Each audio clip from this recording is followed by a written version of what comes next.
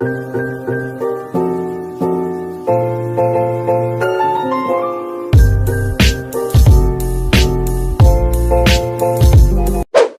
semuanya, pada video kali ini kita akan membahas mengenai titrasi argentometri atau titrasi pengendapan.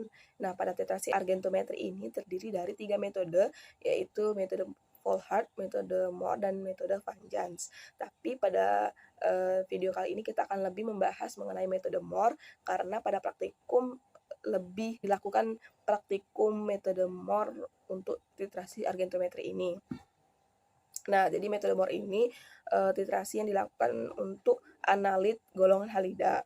Sedangkan larutan baku yaitu AgNO3 atau perak nitrat dan larutan indikator berupa K2CO4 atau kalium kromat.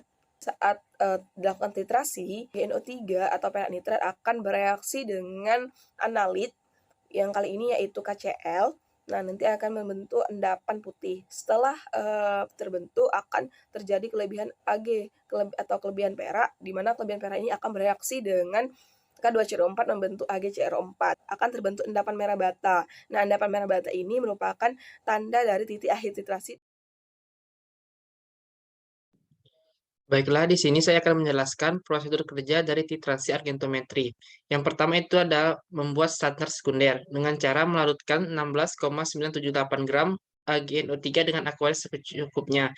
Kemudian ditambahkan volume sampai 1000 ml dengan menggunakan aqueous dan dikocok homogen.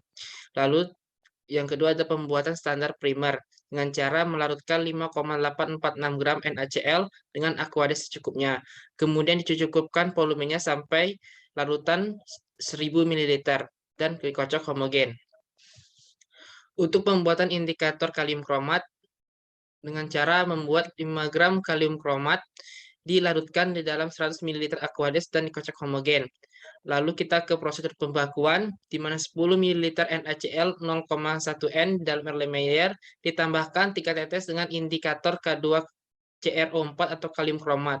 Kemudian dititrasi dengan larutan AgNO3 0,1 N sampai berwarna. Pada proses ini dapat membuat senyawa atau endapan Ag kromat atau perak kromat.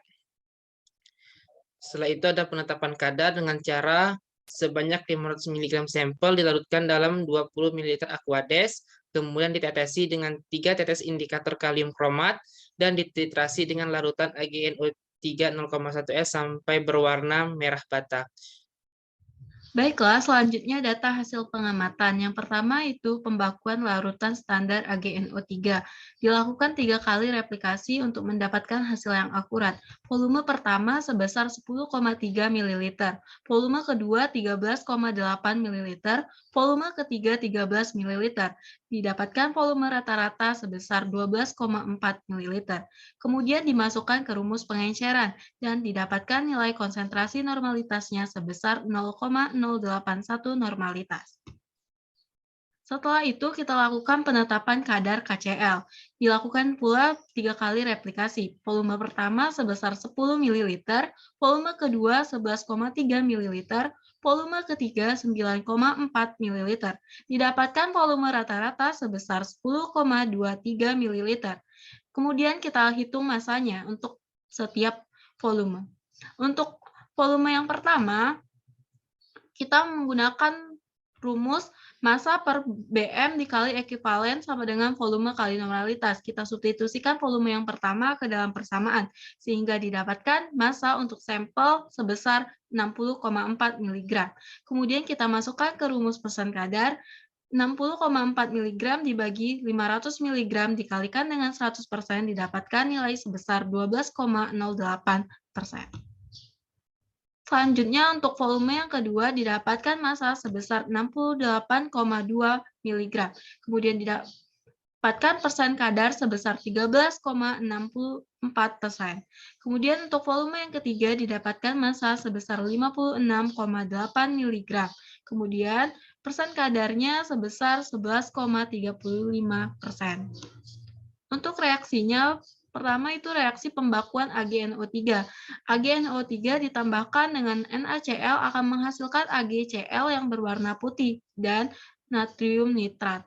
Kemudian 2AgNO3 plus K2CrO4 menghasilkan Ag2CrO4 yang berwarna merah bata plus 2KNO3. Selanjutnya untuk reaksi penetapan kadar itu Ag plus ditambah Cl- menghasilkan AgCl. KCl plus AgNO3 menghasilkan AgCl plus KNO3.